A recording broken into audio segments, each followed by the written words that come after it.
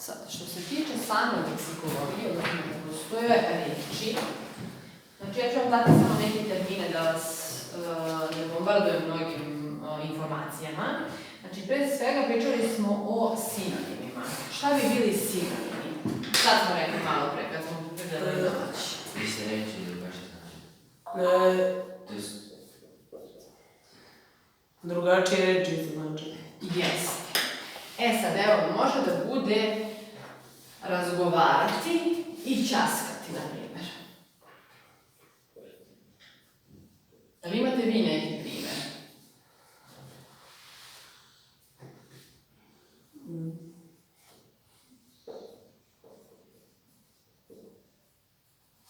Koji još primjer može da bude? Da su dve riječi istog.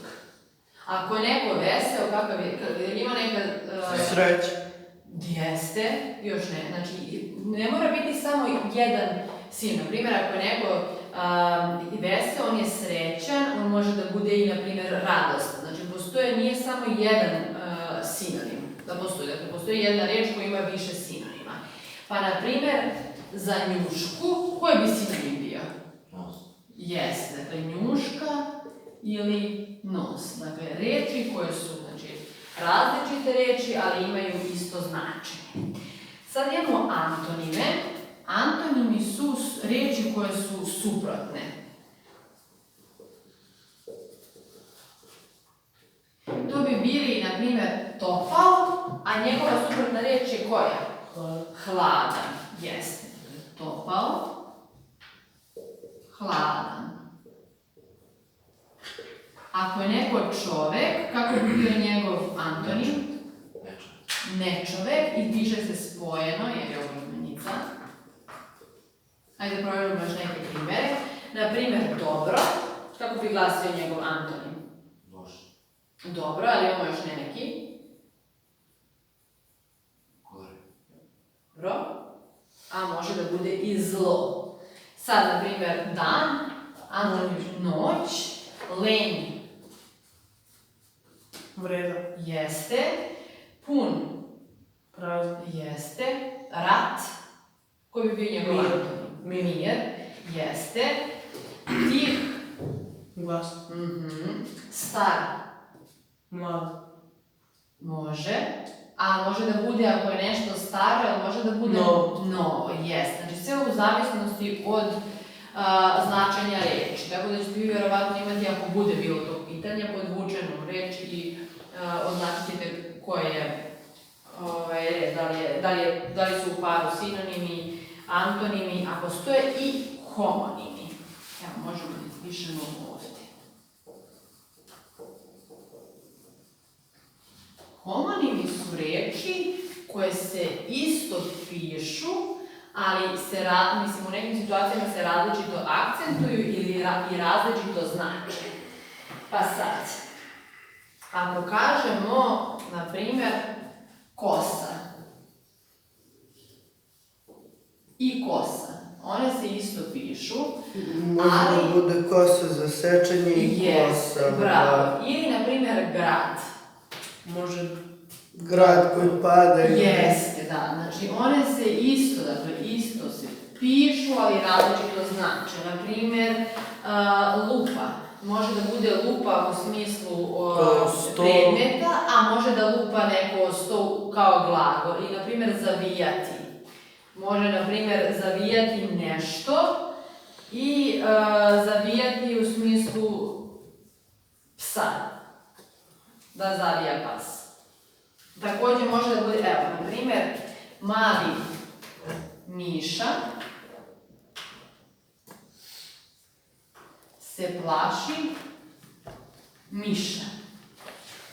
U ovom slučaju se ove reči različito akcentuju, isto se pišu, ali miša označava osobu, a miš je zapravo životinja. Zatim, jesmo zapisali to? Pošto nemate to u zbirkama, pa čisto da vam ostane. Zatim imamo, kad nešto hoćemo, kad kažemo umjesto kuće, kažemo kućica. Ja znam neko kako se zove umanjenice. Umanjenice se nazivaju diminutivi. Ajde, mogu vidjeti.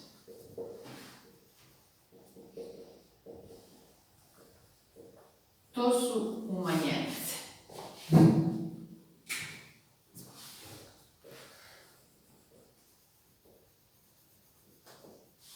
Pa imamo kuća, a od kuće je kućica.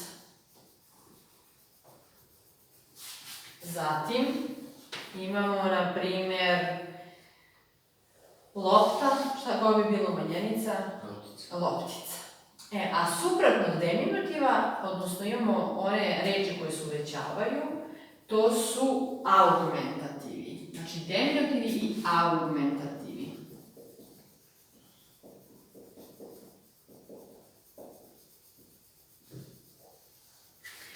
Sad, koje su to reči? Pa ako je kuća, kućica je mali, kućetina bi bila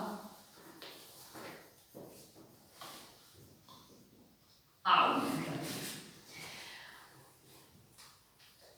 A možete da prepišete.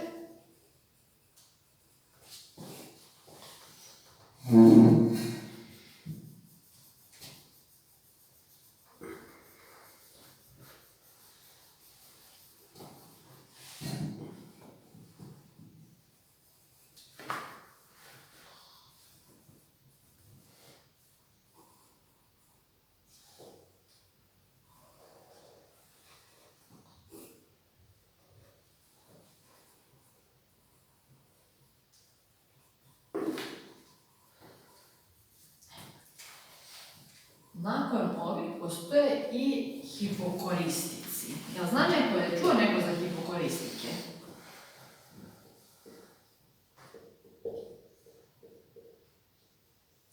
Hipokoristici su reči od milja. Jel znamo šta znači reči od milja? Pa to znači kada vam je neko drag, pa ga vi zovete. Vi ne kažete sad, na primjer, ne kažeš Stefanu Stefane, nego kažeš Stefo. I ne kažeš, ne znam, Đorđe, nego kažeš Đole. Dakle, to su neke reči koje vi zovete ljude koji su vam dragi. Naprimjer, vi ne kažete baki i baka, nego kažete bakica. Ili ako hoćete, na primjer, kad imate, ne znam, malu bebu ili slično, često oni kažu, jo, kako su ti male nogice. Tu često ne dolazi do te glasovne promene, jer jednostavno ostanu u tom prirodnom obliku, iako bi trebalo da glasi nožica, a ne nogica. Dakle, hipokoristici reči od milja.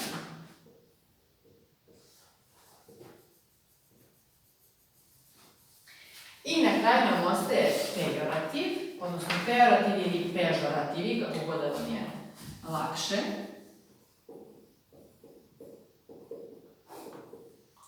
To su reči koje imaju pogrdno značenje.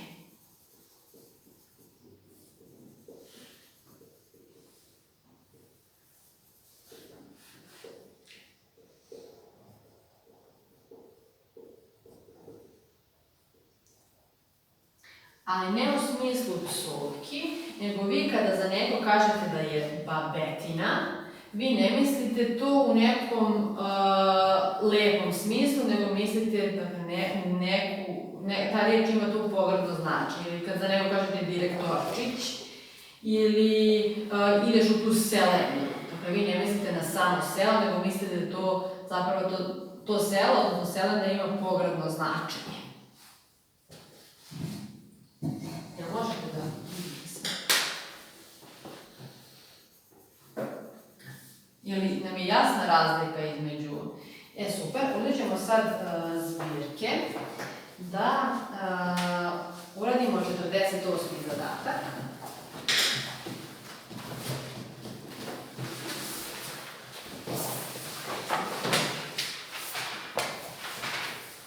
Evo sad ću vam reći koja strana, samo da ja pravim.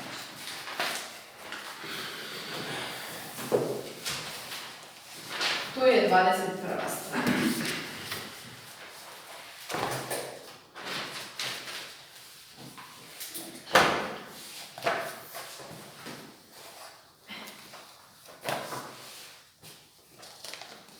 Jel imamo dobrovoljca? Ko će prvi?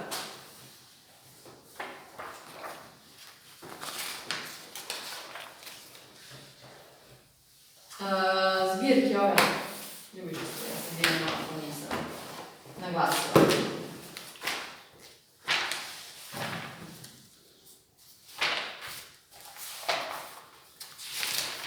Dvadeset prva strana. Đole, hoćeš i da kreneš ovaj prvi primjer. Broj krožišta, tačan broj govora. Caruje svijetom, uzdaj se u svoj pamet. Sad, ove dve reči su u kom odnosu? Isto. Dobro, znači one su ovako iste, znači različito se pišu, ali imaju isto značenje. Kako se zove te reči? Sinonim. Jeste. Luka, ne hoćeš ovaj drugi. Ako se je smeđa napila nastana posjet.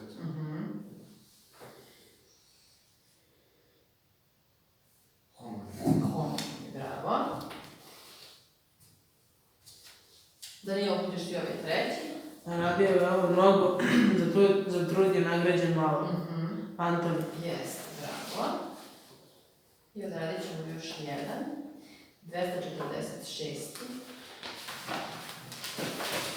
Čisto da provjerimo.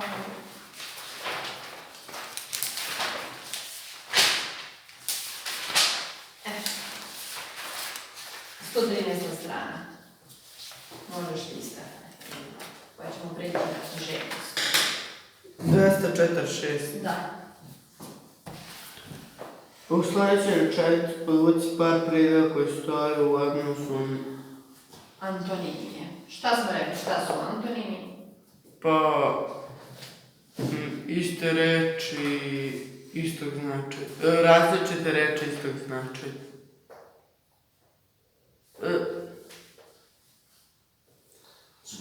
Suprotno. Znači, antonimi su reči suprotnog značenja.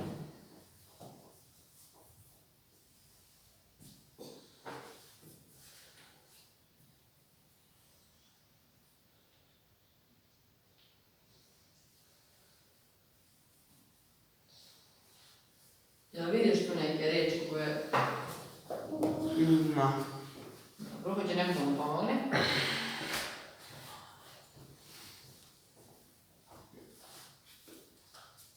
Znači, ako imamo bolje, da li imamo gore? Ako imamo kazati, da li imamo neku reč koja je suprotna od kazati? Ovo je sad malo teže u odnosu na onaj prethodni zadatak. Možda sporedan i glavni. Jeste, da, sporedan i glavni. Jel imamo još nekih pitanja za ovaj deo leksikologije? Ne, dobro. Poslije ćemo kad odradimo književnost, ovu kako ste htjeli da provežbamo još malo, još nekih primjere, što sam htjela da vidim da ste razumeli. Mogu da brišem? Da?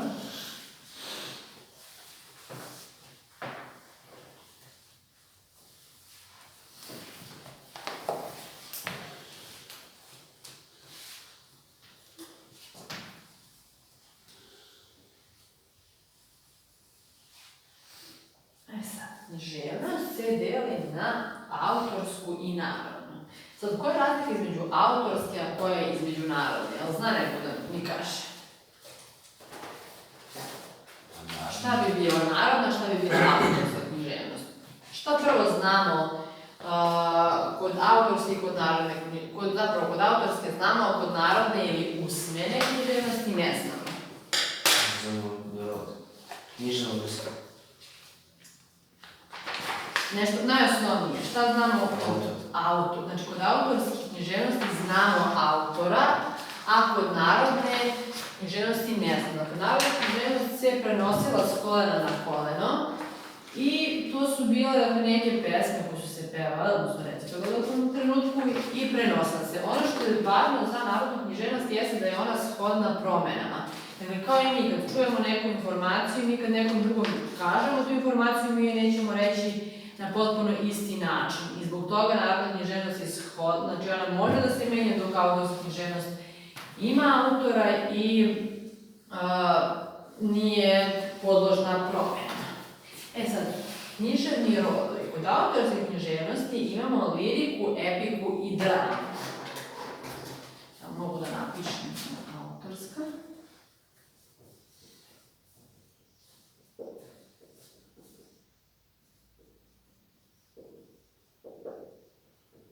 Znači imamo liriku,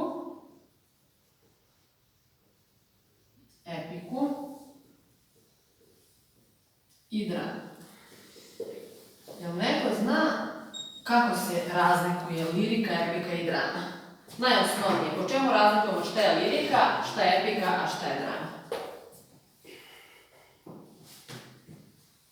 Kao lirika je za pesme, epika je za priče.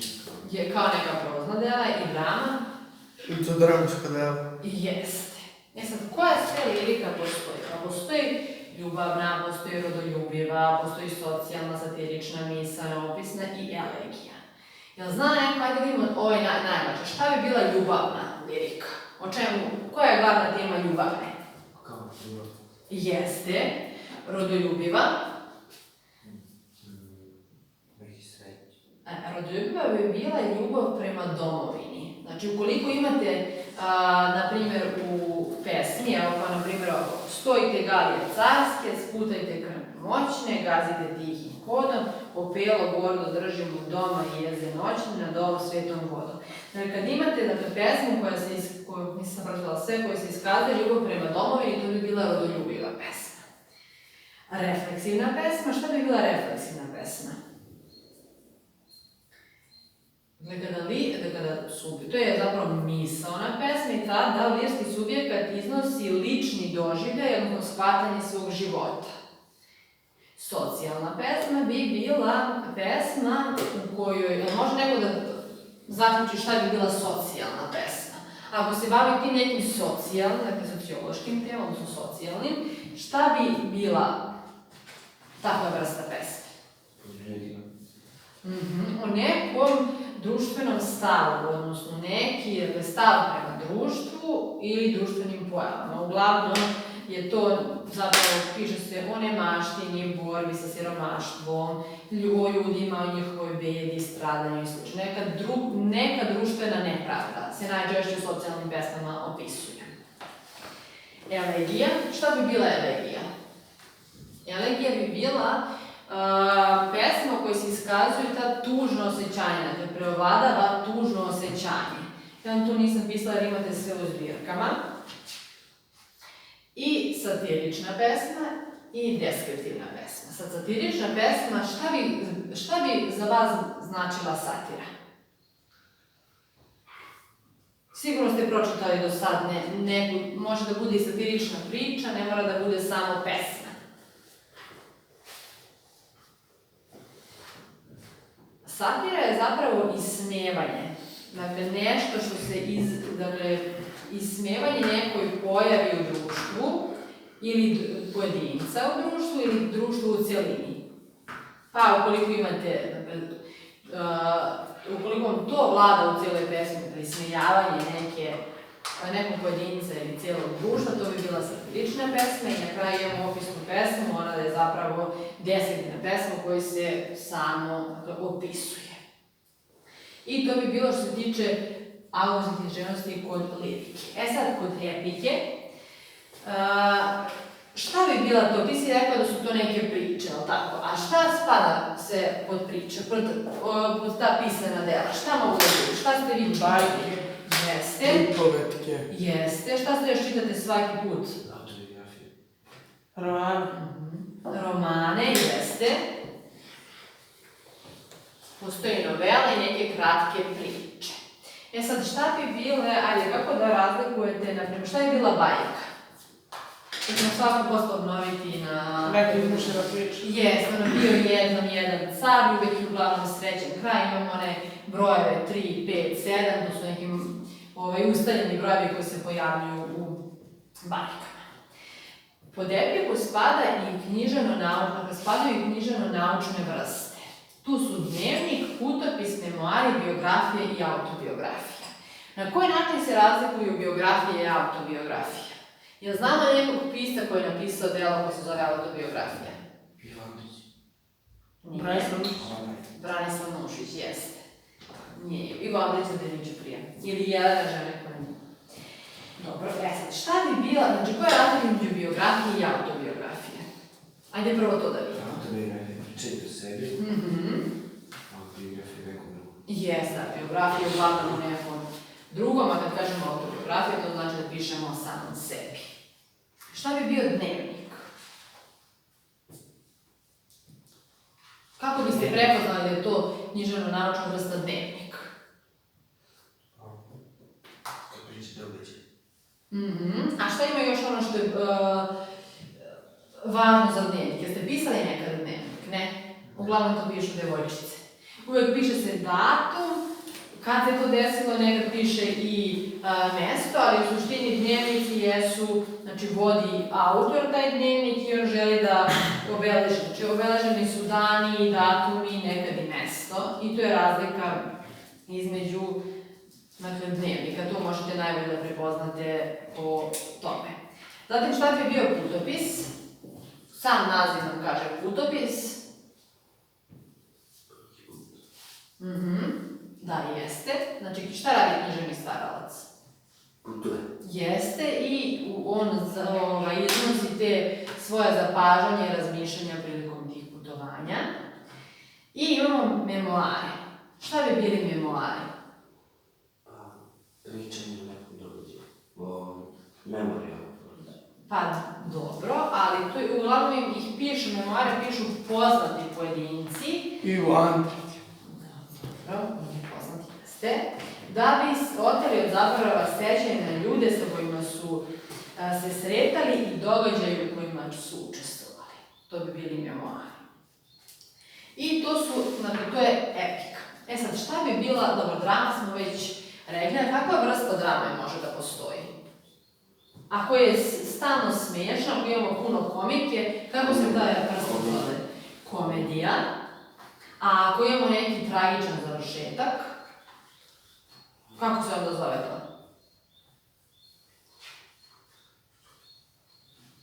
Tragičan. Tragedija, ali jeste tragični, ako komedija, ovo bi bila tragedija i drama u užem smislu. Drama u užem smislu jeste, to su neke svakodnevne dešavanja, svakodnevni ljudi, dakle nema, prikazuju se neki društveni problem, ali je uglavnom tema ozbiljna, ima malo i elementa komedije i elementa tragedije, ali je uglavnom taj svakodnevni život, svakodnevni ljudi jeste glavna tema drame. E sad, od čega se drama sastojila? Znate, se sećate, na primjer, kako je zapravo glasi kompozicija? Šta se uvijek dešava prvo? Imena. Jeste, imaju imena, jeste. Prvo imamo taj neki uvodni deo u svakoj drami, dakle, ili ekspoziciju. Zatim imamo zaplet, znači uvijek dolazi do nekog sukoba, da li stavova ili između ljudi. Nakon tog zapleta sledi kulminacija. Šta bi bila kulminacija?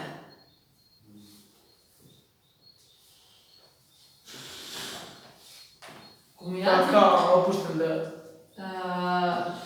Nije opušten, nego baš suprotno od opuštenog dela. To je vrhunac radnje. Tad je ona najveća neizvesnost, kao i u filmovima.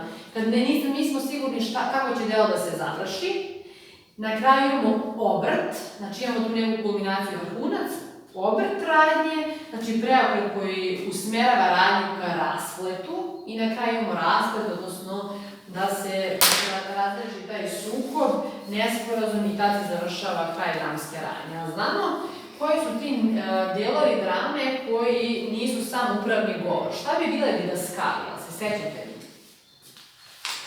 Šta su didaskalije? Didaskalije su one zagrade. Kad kaže, na primjer, Marko, pa sedi. Dakle, one riječi u zagradi koje daju glumcima smjernicu i čitaocima da mogu da zamisle samu scenu određenog dramskog dela. Također postoji prolog i epilog. Šta bi bio prolog? Sam naziv nam kaže prolog. Prolog jeste ta uvodna scena, ona najavljuje dramu i junake. I epilog, ako ova najavljuje, šta epilog radi? Dobro, jeste da završna scena i uglavnom se u tom epilogu glumac obraća gledalcima. I to je nekada klasično kako jedno dramsko delo izgleda. Jel nam je ovo jasno što se tiče autorske književnosti? Dobro. Sad prelazimo na narodnu književnost. U narodnoj književnosti nemamo dramu, jer jednostavno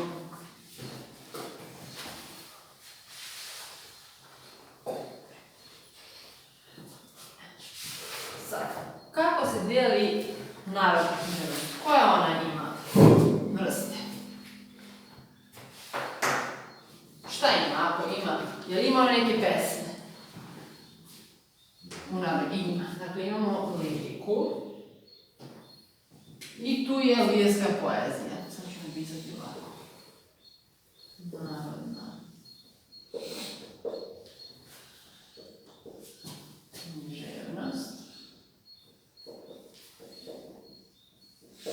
Dakle, imamo liriku. I tu je lirska poezija. Stavit ćemo ovako. Imamo lirsko-epske vrste.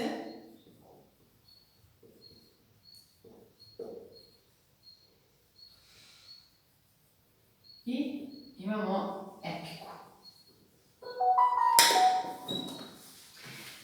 Dakle, lirsko-epske vrste su balade, romanse, pesme na veđi, ali pre toga bitno je za epiku. Znači, kod epike nisu, za razliku od autorske književnosti, kod epike postoje i one epske pesme. I postoje različiti ciklusi. Dakle, epske pesme. Zato što one nižu neke događaje i zbog toga spadaju u epiku. Ali prvo se vratimo na samu liriku. Dakle, lirika ima lirsku poeziju, to su obredne, mitološke, običajne, zatim ljubavne, poslaničke, porodične i šaljive pesme. Dakle, nemamo ni jednog autora, možemo pročitati neku pesmu, na primjer, da zarosi sitna rosa, o dodole mili Bože, od 2 klasa čobar žita, oj dodole mili Bože, znači obredne lirske pesme. Oni su se ranije, ljudi su imali neke pesme da prizovu, na primjer, kišu, kad nije dugo padala kiša, postale su neke pesme koje su se širile s kolena na koleno i one bi se pevale u tom trenutku.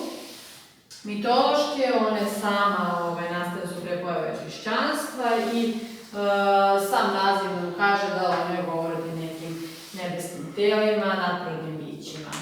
Običajne isto pevaju o svakodnevnom životu, poslaničke pesme, zapravo to su pesme koje zapravo, one se drugačije nazivaju pesme o radu, dakle one pevaju o samom radu i prate rad čoveka. Imamo ljubavne pesme, to već znamo kakva je tematika. I imamo porodične narodne lirske pesme. Šta bi bile porodične? O čemu pevaju porodične? O porodici. Jeste, samo je porodici. Lirsko-epske vrste imamo balade i romanse. Balada jeste priča o nekoj ličnosti i ima vrlo jako osjećanje. Uglavnom je događaj dramatičan i tragično se završava. Tu imamo primjer Ženidbe Milića Barjaktara. I imamo romanse. Šta bi bile romanse? Sam naziv vam kaže. Koji su motivi? Ljubavni, dakle rodoljubivi, tu imamo miješanje i lirike i epike. I dolazimo do narodnih pesama, odnosno do epike. Dakle, postoje različiti ciklusi, ne istorijski, ne kosovski, pokosovski, hajdučki ciklus, uskočki ciklus i slično. To su vam sve pesme o, zapravo one gde imate, njih najbolje prepoznajete, to su vam one duge pesme bez, nekad ne postoje rima, nekad nemaju za razliku od autorskih književnosti gde u većini možemo da vidimo koliko je dugačka strofa, one su onako nekad ispjevane čak i u cijelom, zapravo u jednoj strofi je sve, nemamo više strofa. I to bi bile epske pesme. I već smo pričali da dolazimo do one druge. Imamo epske pesme, ali imamo i bajke, imamo basne, imamo zagonetke, brzalice, pitalice. Šta bi bile, na primjer, novele?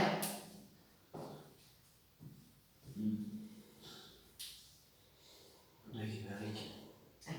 Nisu, ali novele su zapravo priče koje zapravo mogu biti stvarne.